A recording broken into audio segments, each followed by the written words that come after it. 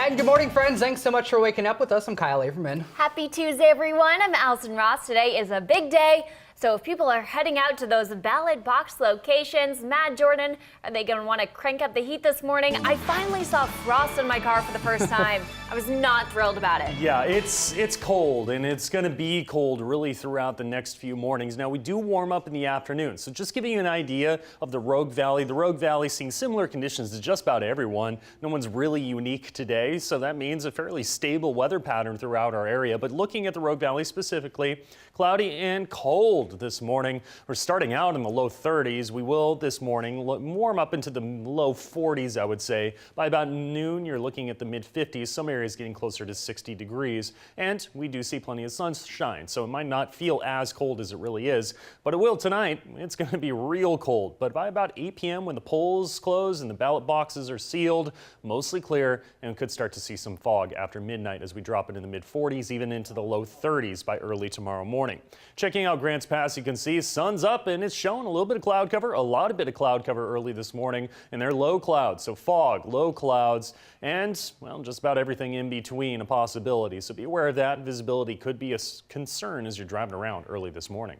Back to you. Great shot, MJ. Thanks so much. Election day finally here. Campaigns are winding down as voters head to the polls today. Here in Oregon, you have until 8 o'clock tonight to turn your ballot into one of the official drop box locations. The Secretary of State's office this morning is reporting voter turnout so far statewide is at 39.8%. Here's a look at the percentage of ballots that have been turned in by eligible voters in our viewing area by county. Curry County in our area has the highest at 48% turnout. Josephine County has the second lowest turnout statewide so far at 35.2% of eligible voters already turning in their ballots. The Secretary of State's office has also broken down the returned ballots by political parties. Republican and Democratic voters are pretty much tied for returning ballots. The Independent Party is the third highest at 40.1%. The Constitution and the Libertarian parties are exactly tied at 30.9%. The non-affiliated group has the lowest ballot returns. Well, new numbers this morning from the state of California show that record-breaking number of residents are registered to vote. So more than 1.8 million people have registered to vote since the 2014 mid-elections, which means more than 78% of Californians are eligible to vote. And that's the highest it's been since the 1950s. Yeah. As of October 22nd, here are the number of registered voters by political party in California. The majority of registered voters are Democrat, but in Modoc County, the majority is Republican at 49.26%. And voters in both Oregon and California are casting their votes for who will become the state's next governor. Oregon's race is between Democratic Governor Kate Brown and her Republican challenger, Representative Newt Bueller, and it's the most expensive in state history. Both candidates crisscrossed the state yesterday trying to persuade last-minute voters. Oregon has not had a Republican governor in more than 30 years. Most recent polls show that Governor Brown has a narrow but consistent lead, although it's close enough that some actually consider it a toss-up. Meanwhile, Republican John Cox and Democrat Gavin Newsom are running to become the Golden State's next governor. Most recent polls show that Newsom has a strong lead over Cox. If Newsom does win, it will be the first time a Democrat will succeed another Democratic governor since 1886. At an event last night, current California Governor Jerry Brown made a joke about Newsom running for president in 8 years. Cox criticized Newsom for having presidential ambitions, saying that he, John Cox, wants to fix California and that being governor is not just a rung on the ladder for him. In Jackson County, the race for sheriff has been on a lot of people's minds this election season. Both candidates want to move forward with the construction of a new jail. During NBC5's 5 on 5 interviews, Jackson County Sheriff candidate Bill Froelich discussed the staffing problems inside the prisons. He also wants to fix understaffing in the current and future prisons, whereas current Jackson County Sheriff Nathan Sickler discussed more funding is needed and the construction of the prison building. Well, if you've already sent in your ballot, now you can track it online to see where it is in the process using the My Vote system available through the Oregon Secretary of State's website. You can check the status of your ballot once it goes through the signature verification and sorting. The Elections Office is now working in overdrive to get through everyone's ballots. 6:35 is your time right now. It's not just the local races that people will be watching. History will be made across the country today, regardless of the outcomes. 23 states will determine who controls the House of Representatives.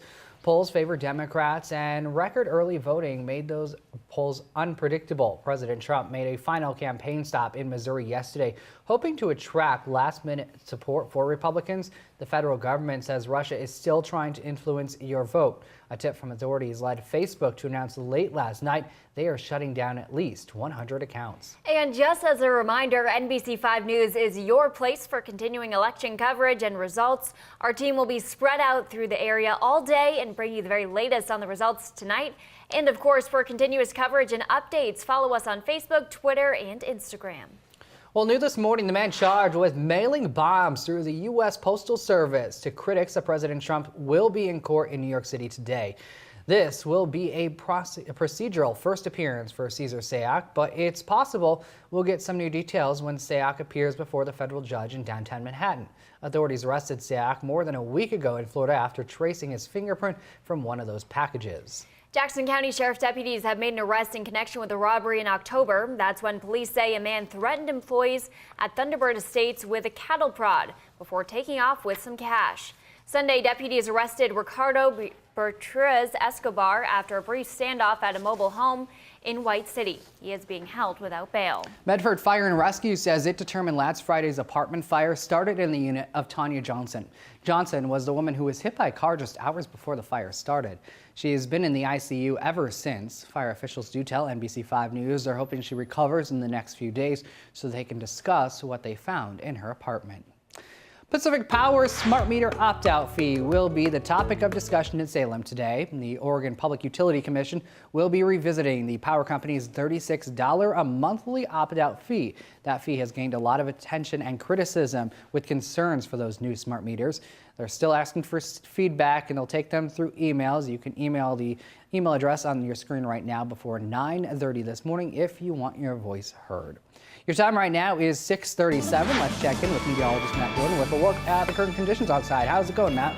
It's cold. It's cold just about everywhere, getting close to freezing for the first time this season for some areas. Now, a little bit warmer out on the coast, so I take it back. Not everywhere. Brookings, a little more on the mild side of things, but 33 for Medford, 30 for Ashland. Be careful out there, especially at those higher elevations, because, well, we have the possibility of some rather slick conditions, especially on your driveways and the sidewalks. Just take a little extra time as you're walking around, driving around, especially east of the Cascades, but you're used to this about this time of year. It is November. We've got 11 degrees in Lakeview and 16 for Chemult. Visibility, this is one of the other major concerns we have, is freezing fog, especially for Klamath Falls with freezing temperatures and fog, you get freezing fog. So yeah, we got some slick conditions possible out there as well. Take a little extra time driving around. Otherwise, you can see for the Grants Pass area down 199 towards Selma and Cave Junction, also seeing some fog there. Otherwise, your radar loop showing cloud cover is starting to clear out, and with the sun rising, we are going to see a little bit warmer temperatures, but also sunny skies. So it's going to feel warmer than it actually is, but we have another cold night on the way with those clear skies. Back to you.